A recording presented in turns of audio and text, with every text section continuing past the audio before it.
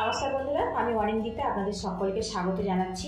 আজকে আমি ঝিঙে আর ডিম দিয়ে দারুণ স্বাদের একটা রেসিপি শেয়ার করব। তার জন্য এখানে কচি টাইপের দুটো ঝিঙে নিয়েছি দেখুন, আর নিয়েছি দুটো ডিম। এখানে আমি একটা বোল নিয়েছি আর বোলের মধ্যে আমি গ্রেটার রেখেছি। এখান থেকে একটা করে ঝিঙে নিয়ে আমি গ্রেট করে নেব। আর বন্ধুরা, এখানে আমি কচি টাইপের ঝিঙে ব্যবহার করছি, সেই জন্য গায়ের খোসাটা আর ফেলবো না। আপনারা খোসা যদি না পছন্দ করেন তো খোসাটা বাদ দিতে পারেন। আর এই রেসিপিটা বানানোর জন্য অবশ্যই কচি টাইপের ঝিঙে নেবেন, তাহলে রেসিপিটা কিন্তু পারফেক্টভাবে তৈরি হবে।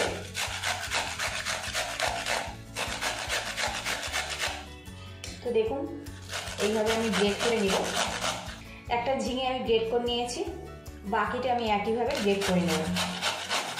আর বন্ধুরা, বেশি পরিমাণে বানাতে ইচ্ছে হলে ঝিঙে আর ডিমের পরিমাণটা বাড়িয়ে দেবেন।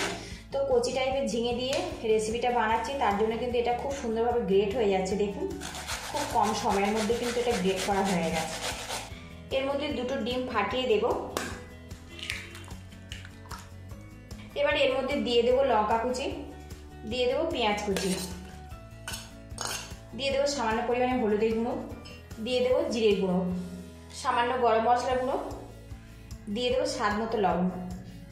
এবার এটা ভালো করে মিক্স করে নিব। এদিকে দেখুন, মিশ্রণটা কিন্তু আমার একদম পারফেক্টভাবে রেডি হয়ে গেছে। এদিকে দেখুন, প্যানটা আমি গরম করে নিয়েছি আর এর মধ্যে দিয়ে দেবো 2 চামচ পরিমাণে সাদা তেল। তেলটা ভালো করে প্যানের চারিদিকে লাগিয়ে নিতে হবে। এবার এই তেলের মধ্যে ঝিঙে আর ডিমের মিশ্রণটা দিয়ে দেব। মিশ্রণটা একটু ঝাঁকিয়ে নেব যাতে সমানভাবে ছড়িয়ে পড়ে। গ্যাসেরটা মিডিয়ামে রেখে ঝিঙে আর ডিমটা এইভাবে ফ্রাই করে নেব একটা দিক। এদিকে দেখুন, ঝিঙে আর ডিমটা কিন্তু বেশ ওপরের প্রসারে সেট হয়ে গেছে। দেখুন, ব্যাটার কিন্তু একটু স্ট্যাচুরাল লেগে যাচ্ছে না। এবার এগুলো আমি উল্টে দেব।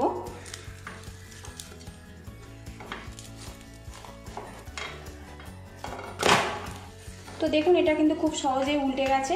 আরও 1 থেকে 2 মিনিট এই নিচের পোর্শনটা এইভাবে ভেজে নেব। আর একটু খেয়াল রাখতে হবে এইটা এই দিকটা যেন খুব বেশি না তেতে যায়, এরকম ব্রাউন কালার করে ভেজে নিতে হবে।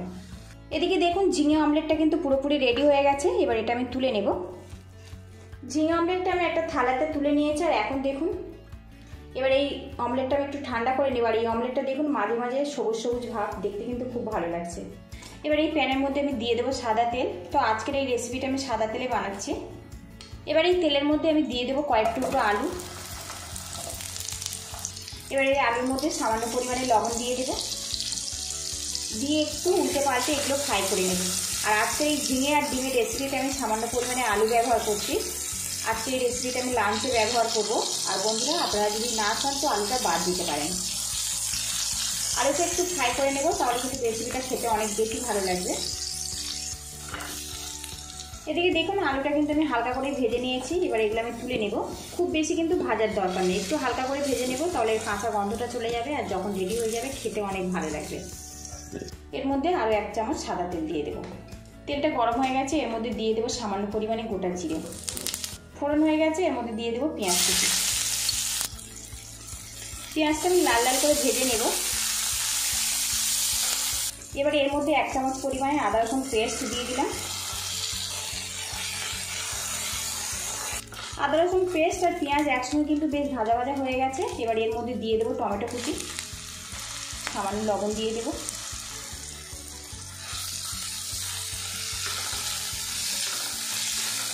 এদিকে দেখুন, টমেটোটা কিন্তু বেশ নরম হয়ে গেছে। এবারে এর মধ্যে দিয়ে দেবো জিরের গুঁড়ো, দিয়ে দেবো হলুদের গুঁড়ো। এবার এর মধ্যে দিয়ে দেবো 1/2 চামচ পরিমাণে রেড চিলি পাউডার। তরকারি কালারটা ভালো আসবে। আর ঝালের জন্য আমি কাঁচা লঙ্কা ব্যবহার করব। এর মধ্যে দিয়ে দেবো 2টো কাঁচা লঙ্কা। আর বন্ধুরা, ঝালটা আপনারা কিন্তু গুঁড়ো ঝাল বা কাঁচা ঝাল যেটা পছন্দ করেন সেটা অ্যাড করে দেবেন।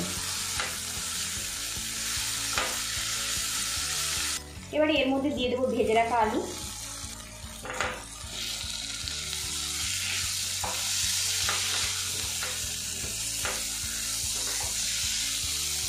আলুটা কিন্তু মশলার সাথে কিছুক্ষণ নাড়াচাড়া করে নিয়েছি। আর এর মধ্যে সামান্য পরিমাণে জল দিয়ে দেব।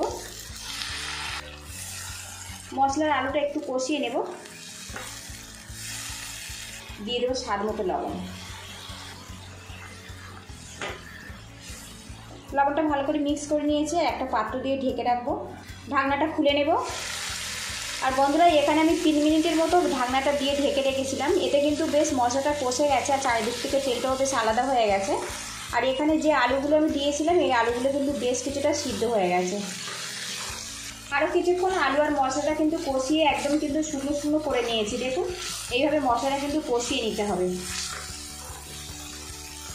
এবারে এর মধ্যে দিয়ে দেবো জল।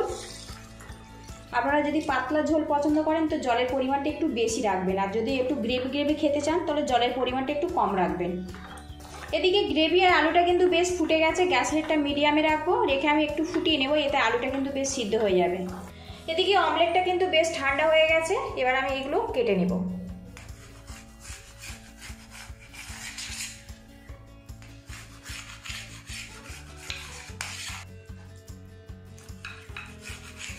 তো আমি এইভাবে শেপ দিয়ে কেটে নেব। দেখুন এইরকম।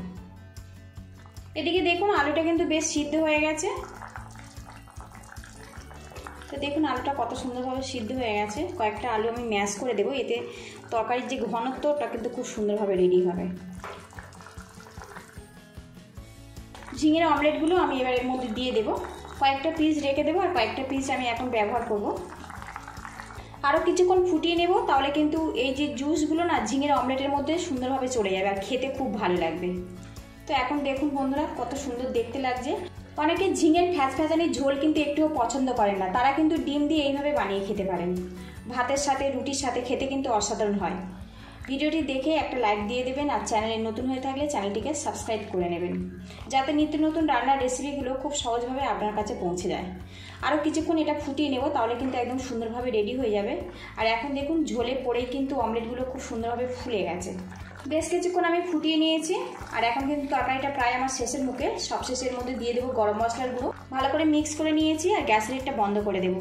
এদিকে দেখুন ঝিঙে আর ডিম দিয়ে দারুণ স্বাদে এই রেসিপিটা পুরোপুরি কমপ্লিট হয়ে গেছে। আর এই রেসিপিটা আপনারা কিন্তু ভাতের সাথে পরিবেশন করতে পারেন, রুটি পরোটা দিয়ে খেতে পারেন। ভিডিওটি ভালো লাগলে বাড়িতে অবশ্যই এইভাবে ট্রাই করবেন। খেয়ে কেমন হয়েছে আমাকে কমেন্ট বক্সে জানাবেন। পুরো ভিডিওটি দেখার জন্য ধন্যবাদ রইল। ভালো থাকবেন, সুস্থ থাকবেন এই কামনা করে আজকের আমি বিদায় নিচ্ছি। তো বন্ধুরা দেখুন অবশ্যই বাড়িতে কিন্তু এইভাবে ট্রাই করবেন, খেতে কিন্তু সত্যিই অসাধারণ হয়। যারা ঝিঙে খেতে একটুও পছন্দ করেন না তারা কিন্তু এইভাবে খাবেন।